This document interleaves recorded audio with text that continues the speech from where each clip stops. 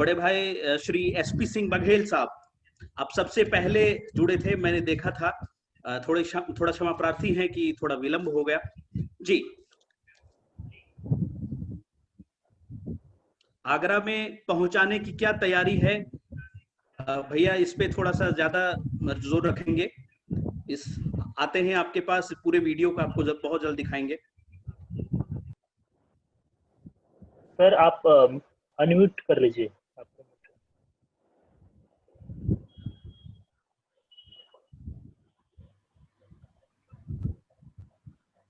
माननीय सांसद जी, आपसे अनुरोध है आप अपना साउंड अनम्यूट कर लें कृपया। जी जी मैं नमो ऐप फाउंडेशन की पूरी टीम को कोटिस आभार प्रकट करना चाहूँगा और उसी के साथ ही हमारे धर्म गुरुओं का, सभी आचार्य धर्माचार्य जियों का, संत महात्माओं का, माननीय मंत्री जी का, सभी सांसदों का मैं आभार प्रकट करना चाहूँगा। और उनको, मेरी आवाज आ रही है क्या? जी, आपकी आवाज आ रही है। अच्छा, आभार प्रकट करना चाहूँगा और उनके चरणों में प्रणाम भी करना चाहूँगा। नमो ऐप का आभार इसलिए कि जो जाति, वर्ग, क्षेत्र, धर्म और राष्ट्र अपने पुरखों का सम्मान नहीं करता, वो कभी आगे नहीं बढ़ता। और पुरखे भी ऐसे हों जो मर्यादा पुरुषोत्तम हो, जो विश्व में कोई दूसरा उदाहरण ना हो। पुरखे भी ऐसे हों जो विष्णु के अवतार हों। पुरखे ऐसे हों जो आदर्श पिता हों, आदर्श पति हों, आदर्श पुत्र हों, आदर्श मित्र हों। ऐसे पुरखों का हमें सम्मान करना चाहिए।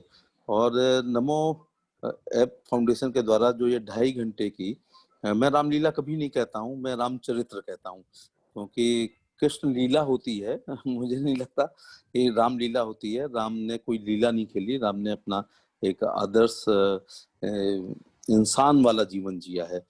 जब चुनाव में हम लोग जाते हैं, बहुत से एमपी लोग जुड़े हुए हैं, और हम जो आचार संहिता लागू होती है, हकीकत ये बात है कि हम 15 दिन भी आचार संहिता का पालन ढंग से कर नहीं पाते हैं और बड़ी घुटन महसूस करते हैं और मुकदमे भी कायम होते हैं। कई बार 10 बजे तक भाषण करना है तो 10:05 तक हो जाता है, 11 बजे तक हो जाता है, गाड़ियां ज्यादा हो जाती हैं, पोस्टर बिना अनुमति के लग जाते हैं। तो हम 14 दिन आचार संहिता का जीवन नहीं जी पाते हैं। वहीं राम जी ने जन्म से लेकर मृत्यु तक आचार संहिता वाला जीवन जिया। तो अभी बहुत चर्चा हो रही है कि गांव तक पहुंचाएं। मैं ये कहना चाहूंगा, गांव की तो शुरुआत राम राम साहब से होती है। हम ब्रज क्षेत्र के रहने वाले हैं, हमारी शुरुआत दिन में हम 100 बार राम राम ये पहुंचाओ उन लोगों तक जो good morning, good evening, hi, hello, handshake, tata, bye bye, hi hi वाले लोग हैं, इन तक जरूर आप पहुंचाने का काम करें। और इस समय ये सामयिक बहुत इसलिए है कि पश्चिम की सभ्यता बहुत तेजी के साथ टेलीविजन के माध्यम से हमारे बेडरूम तक, हमारे ड्राइंग तक आ रही है। हैरी पॉटर हमारे घर में घुस आए हैं, मिक्की माउस हमारे बच्चों के आदर्श हो गए हैं, टॉम एंड जेरी को हमारे बच्चे ज्यादा जानते हैं, लोग उस बाहर जा रहे हैं, गणेश जी बाहर जा रहे हैं। तो बाल स्वरूप हमारे जो भगवानों के हैं वो बाहर जा रहे हैं। तो जितना राम मंदिर का निर्माण आवश्यक था वो तो बहुत जरूरी था, उतना ही मेरी दृष्टि से है कि राम के आदर्शों पर अगर थोड़ा सा चल पाए, पैर के नाखून के बराबर भी अगर कोशिश कर लें, तो मैं ये नहीं कहता हूं कि देश का भला होगा या सनातन धर्म का होगा। अगर हम राम का थोड़ा भी अनुकरण कर लेंगे तो पुलिस कभी नहीं आएगी, बिजली वाला कभी नहीं आएगा, इनकम टैक्स वाला कभी घर में दबिश नहीं दे सकता है, सीबीआई कभी जीवन में घुस नहीं सकती है। तो ये, और उससे भी ज्यादा मैं अनुरोध करना चाहूंगा, माननीय मंत्री जी सारंगी जी हैं, जब सारंगी जी की सारंगी बजती है, चाहे लोकसभा में चाहे बाहर, तो बड़ी कर्णप्रिय होती है, सुनने में बड़ा मजा आता है। पाठ्यक्रम में क्यों ना विभिन्न प्रसंगों और संदर्भों के माध्यम से राम के चरित्र को पाठ्यक्रम में अनिवार्य क्यों ना किया जाए, और ये प्राइमरी में किया जाए, जिससे क्या हो कि बच्चे जब ग्रोन अप हो रहे हों तो राम के चरित्र के साथ उसमें बालीवध का हो कि क्यों मारा, क्योंकि उसने अपने छोटे भाई की पत्नी का अपहरण कर लिया था। उसमें यह है, माता दशरथ जी ने कैकेयी को वो दिए थे, राम जी उसके लिए उत्तरदायी नहीं थे, लेकिन उसमें बताया जाए कि वो वन को गमन कर गए। वहां पे भरत को भी दिखाना चाहिए कि राज्य मिलने के बाद भी वो उसको स्वीकार नहीं कर रहे हैं। मैं यहाँ भी कहना चाहूंगा कि खड़ाऊ के पीछे भी एक बात थी कि राम इतने लोकप्रिय थे अपनी जनता में कि भरत राज भी नहीं कर पाते अगर प्रतीकात्मक रूप से खड़ा हूँ, वो राज सिंहासन पर नहीं रखी जाती। फिर एक लीडरशिप क्वालिटी, हम नेताओं को ये समझना चाहिए कि डिसेंट्रलाइज ऑफ लीडरशिप करना चाहिए। जब वो विष्णु के 7वें अवतार थे तो वो सब कुछ कर सकते थे। वो चाहते तो अपने बाण पे बैठा के हनुमान जी को लंका भेज सकते थे, तो उन्होंने हनुमान जी को भेजा। वो चाहते तो लक्ष्मण को दूत बना के भेज सकते थे, तो अंगद को कहा कि जाके बताओ और अपने पिता बाली का उद्धरण जरूर बताना, जिससे मनोबल भी रावण का टूटे। तो आज भी खरदूषण के रूप में, ताड़का के रूप में, शूर्पणखा के रूप में, मारीच के रूप में हैं, बैड एलिमेंट्स हैं, क्रिमिनल्स आज भी हैं। तो आज भी सबसे अच्छा विश्व में जो राज्य कहलाता है वो राम राज्य कहलाता है। मुझे सबसे अच्छा लगता है कि मोनार्की में डेमोक्रेसी थी, नहीं तो जहाँ राजतंत्र होता है वहाँ लोकतंत्र नहीं होता है। और यही अंत्योदय था कि अंतिम व्यक्ति, धोबी समाज के व्यक्ति ने अगर राजा की पत्नी के प्रति, वो भी सीता जैसी माता के प्रति अगर अपनी कोई शंकाएं व्यक्त की हैं तो राम ने उसका भी समाधान करने का प्रयास किया। तो अब सारंग जी ठीक कह रहे थे कि 1526 में बाबर खैबर दर्रे से आया था। अब राम में और रावण की कोई तुलना नहीं है, तो राम और बाबर की कहाँ से तुलना हो जाएगी। वो खैबर दर्रे से घुसा, फरजाने से आया और यहाँ पर साम्राज्य स्थापित किया। हमें बाबर से लेके औरंगजेब तक झेलना पड़ा। राम बाली को मारते हैं लेकिन वहाँ सुग्रीव को बैठाते हैं, रावण को मारते हैं तो वहाँ विभीषण को बैठाते हैं। तो वो विस्तारवादी नीति उनकी नहीं थी। उस आदमी से 500 साल से लड़ाई हो रही है। अरे भैया, इस्लाम आई 7वीं शताब्दी में, पहला मोहम्मद बिन कासिम यहाँ पर घुसा था। इसके बाद रेगुलर अगर ठीक से देखा जाए स्थायी रूप से तो 1192 के तराई के दूसरे युद्ध में पृथ्वीराज चौहान मोहम्मद गोरी से हार गए। इसके बाद उसका गुलाम कोई पुत्र नहीं था तो कुतुबुद्दीन ऐबक बैठा, उसके बाद इल्तुतमिश, उसके बाद रजिया, उसके बाद उसके 2-3 नालायक भाई, फिर बलबन, फिर अलाउद्दीन खिलजी, मोहम्मद खिलजी, जलालुद्दीन खिलजी, फिरोज तुगलक, मोहम्मद तुगलक, गयासुद्दीन तुगलक, सिकंदर लोदी, बहलोल लोदी, इब्राहिम लोदी से पानीपत का पहला युद्ध हुआ। हमारे लिए कोई पानीपत का युद्ध महत्वपूर्ण नहीं है। उधर अफगानी मुसलमान था, इधर मुगल आ गया। तो कहने का मतलब है 26 से 30 तक 4 साल, अगले साल बैटल ऑफ खानवा हुआ, कन्नौज हुआ, घाघरा हुआ, बाबर मर गया। 4 साल में वो क्या ऐसा स्थापित कर गया है कि उसके लिए भी कोई जमीन उपलब्ध कराई जाए, उसके नाम से मस्जिद हो। तो अगर बाबरी मस्जिद है तो फिर अलाउद्दीन खिलजी की भी मस्जिद बनेगी, किसी दिन बलबन की भी बनेगी, किसी दिन कोई मांग करेगा औरंगजेब की, तो कोई शेरशाह सूरी की करेगा। तो ये लोग इंसान थे, ये कोई भगवान और पैगंबर नहीं थे, तो उनसे कोई तुलना नहीं होती। लेकिन सत्य परेशान होता है, पराजित नहीं होता है। आज जीत हुई, उस पर हमें बहस नहीं करना, लेकिन उन नासमझ लोगों को आज भी कहना चाहूंगा कि राम जी हैं ये गुलशन नंदा, प्रेम वाजपेयी, रानू, इब्ने सफी बीए या जेम्स शेडली चेज या शेक्सपियर और कीट्स के पात्र नहीं है, राम थे। आज एक नई बात, थोड़ी सी नई तो नहीं है, आप लोग सब ज्ञानी है, मैं तो आपके आगे बहुत अपने को आज बौना महसूस कर रहा हूँ और बहुत इन्फिनिटी कॉम्प्लेक्स से भरा हुआ हूँ जब इतने विद्वान लोग राम जी पर बोल रहे हैं। लेकिन किसी समकालीन कवि, लेखक ने और ऋषि ने कभी शंका व्यक्त की है राम जन्मभूमि पे शंका क्यों हो रही है? कभी किसी ने कहा कि राम के पिताजी का नाम दशरथ नहीं था, उनके पिताजी का नाम तो फलाना था? किसी ने कहा उनकी माँ का नाम कौशल्या नहीं था, उनकी माँ का नाम तो रामवती था? किसी ने कहा राम लक्ष्मण भरत शत्रुघ्न 4 भाई नहीं थे, वो तो 6-7 भाई थे? कभी किसी ने समकालीन ने कहा कि लव कुश उनके पुत्र नहीं थे, वो तो 10-12 पुत्र थे? कभी किसी ने यह भी कहा कि रावण का भाई कुंभकर्ण नहीं था, या बेटा मेघनाथ नहीं था, या भाई विभीषण नहीं था? इन पर शंका नहीं हुई। आज तक ताड़का पे शंका नहीं हुई है, सुरसा पे शंका नहीं हुई है, मारीच मामा था इस पर कभी शंका नहीं हुई है। अरे भैया, तो जन्मभूमि पे शंका क्यों इतने साल से होती रही? मैं आज तक इस बात को लेकर के बहुत परेशान हूँ। वो त्रेता के थे, ये 1526 में आया, 30 में मर गया। योद्धा बड़ा हो सकता है क्योंकि उसने पानीपत जीता, अगले साल बैटल ऑफ खानवा भी 1527 में जीता, लेकिन कहाँ से तुलना हो सकती है? एक होता है कि मेरा प्लॉट है, मैं पहले का हूँ, एक है बाहर से आके आदमी उस पर अतिक्रमण कर ले, तो फैसला किसके पक्ष में होना चाहिए? अतिक्रमण वाले के पक्ष में होना चाहिए या मूल निवासी जो है उसके पक्ष में होना चाहिए? खैर, अब तो वो तो चैप्टर सुप्रीम कोर्ट ने समाप्त ही कर दिया है। लेकिन इस समय मैं ये डिजिटल रामलीला और यह रामचरित्र है, इसको शहर के लोगों को जरूर दिखाना चाहिए, क्योंकि फैशन टीवी के माध्यम से, MTV के माध्यम से, दूसरी टीवी के माध्यम से भैया बड़ी खराब चीजें आ रही हैं। और जब बच्चे देखेंगे तो वो धार्मिक बनेंगे। जो धार्मिक होता है वो सहिष्णु होता है, जो सहिष्णु होता है वो उदार होता है, जो उदार होता है वो संवेदनशील होता है, और जो संवेदनशील होता है वो अच्छा MP होता है, अच्छा MLA होता है, अच्छा कलेक्टर होता है, अच्छा पिता होता है। इसलिए हर व्यक्ति थोड़ा धार्मिक होना चाहिए। मैं तो ये कहूंगा जितने कलेक्टर SP हैं डीआईजी कमिश्नर हैं, ये भी धार्मिक हों तो संवेदनशील हो जाएंगे, भावुक हो जाएंगे, तो विधवा पेंशन जल्दी स्वीकृत कर देंगे, विकलांग का प्रमाण पत्र जल्दी बना देंगे, न्याय और न्याय में न्याय का साथ देने का काम करेंगे। तो डिजिटल माध्यम से मैं यही कहना चाहूंगा, अब आज भी रामराज, दैहिक दैविक भौतिकता पर रामराज नहीं का हुआ। भेड़ और शेर एक घाट पे पानी पिया करते थे, मोनार्की में डेमोक्रेसी हुआ करती थी, सबको लेकर के चले। उस जमाने में कोई वो नहीं था कि SC/ST एक्ट था तो सिबरी के अगर बेर नहीं खाते तो मुकदमा कायम हो जाता, ऐसा भी नहीं था। और सबसे बड़ी बात जो सारंगी जी ने कहा है कि पतिव्रता बहुत सुना है, पत्नी व्रता अगर शब्द किसी पर लागू होता है तो भगवान श्री राम पर लागू होता है। तो एक आचार संहिता वाली जीवन जो उनका था वो मुझे सबसे ज्यादा प्रभावित करता है। हनुमान जी के लिए भी कहते हैं तुम मम प्रिय भरत सम भाई, इसका मतलब जो उनके सौतेले भाई थे वो उनके सबसे ज्यादा प्रिय थे, उनके बराबर हनुमान जी को वो अपना प्रिय मानते हैं।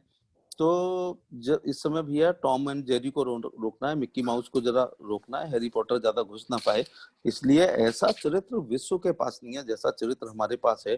तो मैं ये जरूर मांग करना चाहूंगा सरकार से कि पाठ्यक्रम में शामिल हो। जब हम बच्चे आंख खोलें तो आंख हमारी जब खुले तो वो हम लवकुश देखें, ना कि हैरी पॉटर और टॉम एंड जेरी और मिक्की माउस को हम लोग देखने का काम करें। तो इसलिए अगर बच्चे 5 साल का बच्चा धार्मिक हो जाएगा और 70 साल जिंदा रहता तो मैं सोचता हूँ कि 65 साल सनातन धर्म की उम्र और बढ़ जाती है।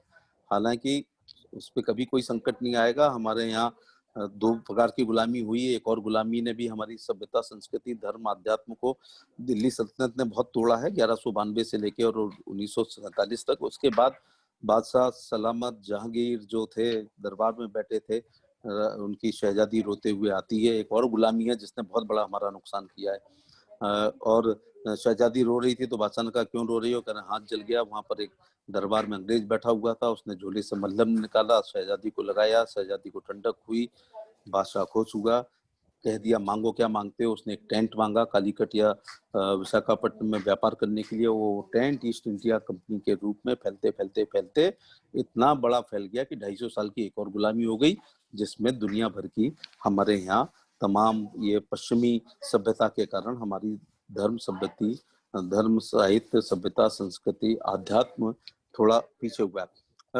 राम मंदिर आंदोलन से एक बहुत बड़ा यह कि हिंदू सनातन धर्म के पुनर्जागरण का भी एक युग आया।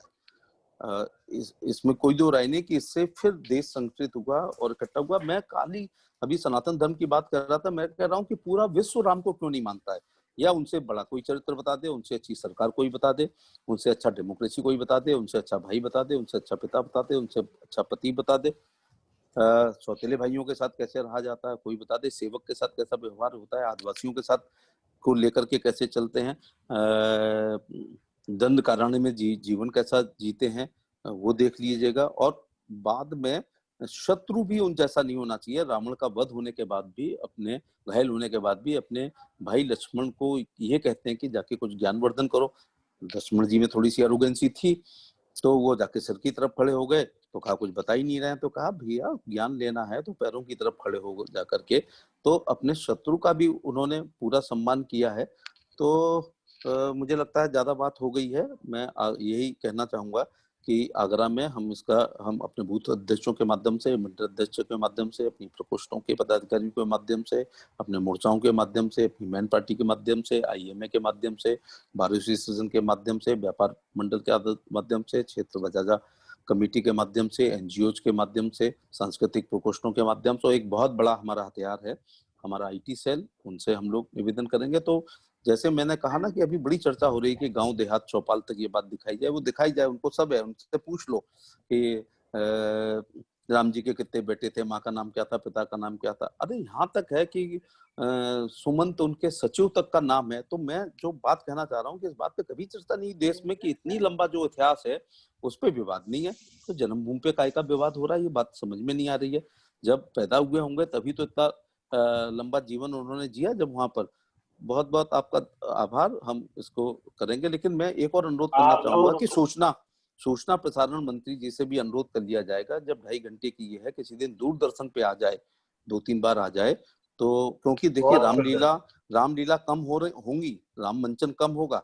मैं अपने बच्चों को हर साल, आगरा के लोग सुन रहे हैं तो झूठ भी नहीं बोला जा सकता है, हर साल मैं अपने बच्चों को जो मेडिकल स्टूडेंट हैं रामलीला दिखाने ले जाता हूँ।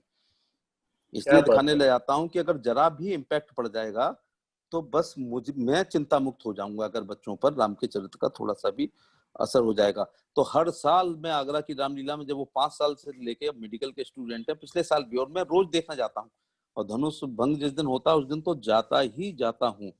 तो कहने का मतलब है कि रामलीला हमारी फिरोजाबाद की पूरे इंडिया में प्रसिद्ध है, रामलीला हमारी 100 साल पुरानी आगरा की हो गई है। कहने का मतलब है कि अब ये नहीं हो पाएंगी इसमें, कोरोना वाले में, सोशल डिस्टेंसिंग के चक्कर में। इसलिए भैया जरूर, ये बहुत बड़ा काम आपने किया, तो सूचना प्रधानमंत्री जी से अनुरोध कर लो भैया कि रामानंद सागर ही हमेशा दिखाए जाएंगे, कभी कभी नो प्रॉफिट नो लॉस पे भी काम हो जाना चाहिए। नमो ऐप फाउंडेशन पैसा नहीं दे पाएगा, लेकिन ऐसा करके भी हम अपने बच्चों में आध्यात्मिक और धार्मिक बीजारोपण कर सकें तो राष्ट्र निर्माण में ठीक आएंगे। तो आजकल की क्या हो रहा है कि बहुत मेरिट पे बड़ा ध्यान दे रहे हैं। मैं कह के थोड़ा विवादित हो सकता हूँ, हम 1981-82 बैच के एक टॉपर थे आईएएस के, और मैं जब सिविल की तैयारी कर रहा था तो प्रगत मंजूषा, प्रगत प्रतियोगिता दर्पण, competition master, competition success review के फ्रंट पेज पे उनकी फोटो थी। बड़ा हम लोग उनको आदर्श मानते थे, सब चीजें उनने टॉप की, आईएएस टॉप कर दिया, लेकिन नैतिक शिक्षा उनमें नहीं थी, इसलिए कई बार वो जेल जा चुके हैं। तो ये है कि हम ये बात बहुत ध्यान दे रहे हैं, आईआईटी में हो जाए, मेडिकल में हो जाए, ये हो जाए, वो हो जाए, आईआईएम में हो जाए, फलाना हो जाए, और बाद में अगर नैतिक शिक्षा नहीं है तो फिर पता चला कि सीबीआई छापे मारेगी। तो अनुरोध कर लीजिएगा माननीय सूचना प्रधानमंत्री से कि इस प्रकार का अगर वो दूरदर्शन पे दिखा सकें, और गांव तक, जैसी बहुत चर्चा हो रही है, पहुंचाना है तो गांव तक ये आप बाकी चैनल के जगह डीडी के माध्यम से पहुंचाया जा सकता है। और मैंने तमाम ऑर्गेनाइजेशन का नाम लिया है, मैं उनसे अनुरोध करूंगा, और चैरिटी बिगिंस फ्रॉम होम, जो लोग सुन रहे हों वो अपने बच्चों में सबसे पहले इस चीज की शुरुआत करें।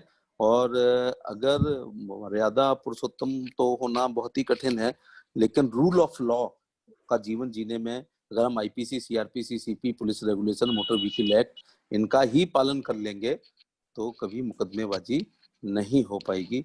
राम के बारे में हमारे भट्ट जी ने, सारंगी साहब ने, आचार्य जी ने और सांसद महोदय ने बहुत विस्तार से बताया। वो ये मेरा बहुत विषय नहीं है, लेकिन बहुत पहला शब्द जो हम अगर अपने मुंह से बोलते हैं तो सुबह की शुरुआत राम राम साहब से ही हो पाती है। तो इसलिए ये एक राष्ट्रीय कलंक था।